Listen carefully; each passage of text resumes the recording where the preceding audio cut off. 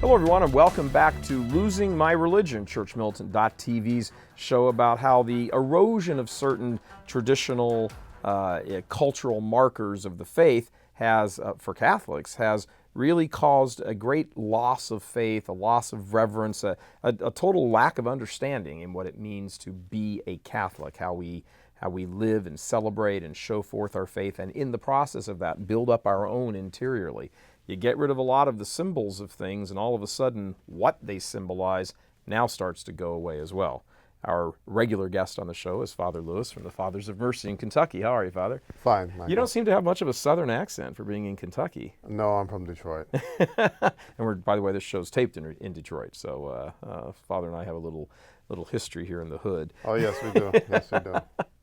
So, Father, let's talk about one of the things, you hear this all the time, all the time. You step into a Catholic church and before Mass, it's like,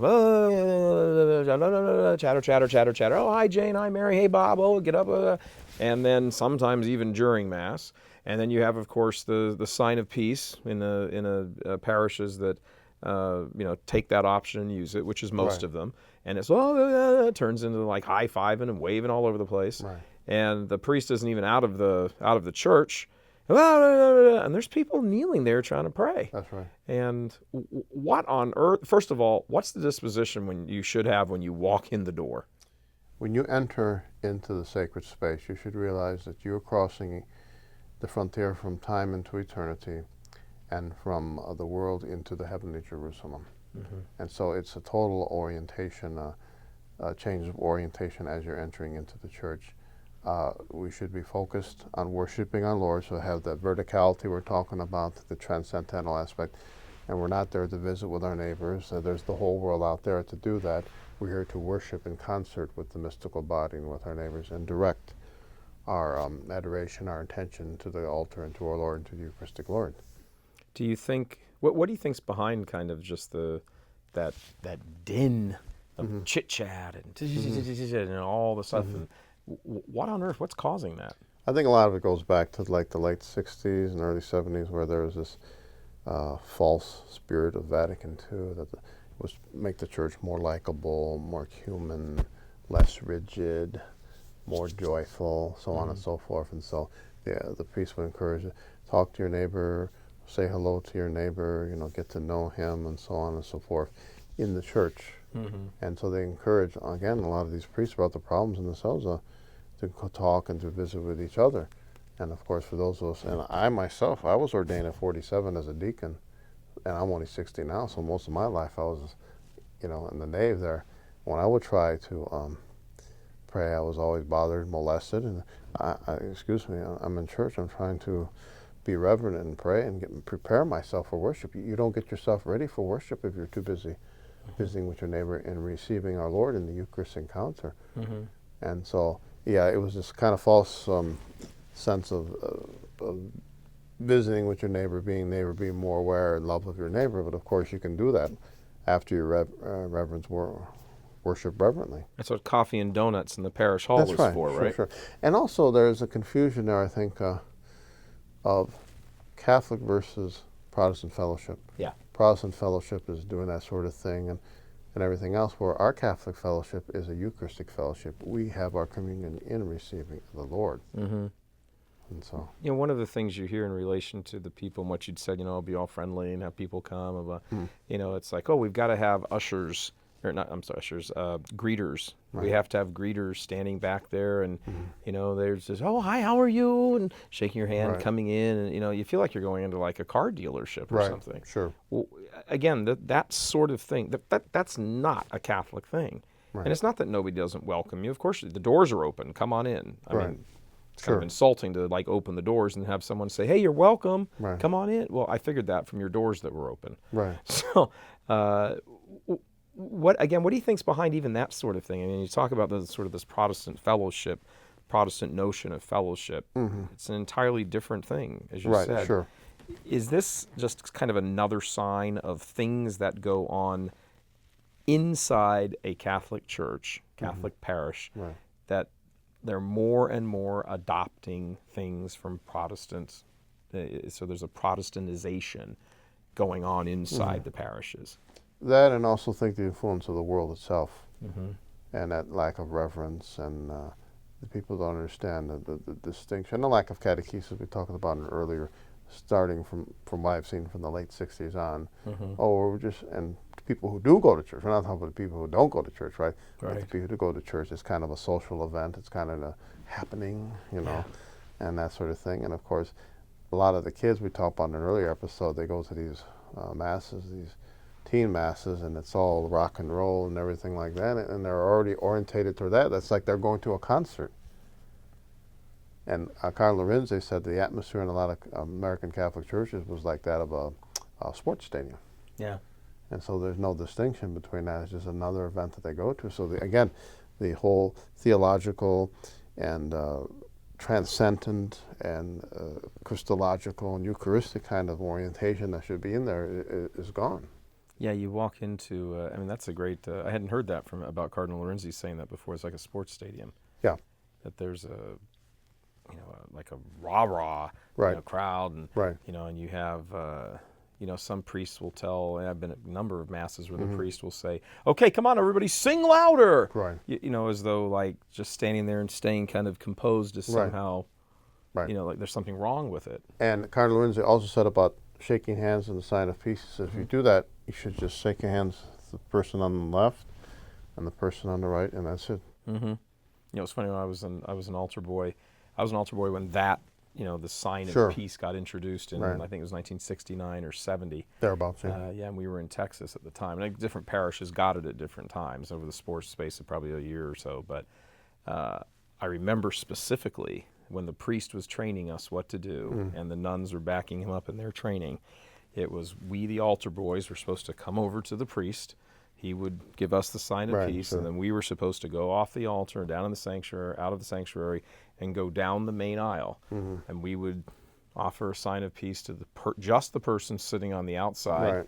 That person would turn around to the person next to them. Right. And then that person turn around, and so on, and it would just progress in a very even, organized fashion. Yes. I don't think that lasted 2 months.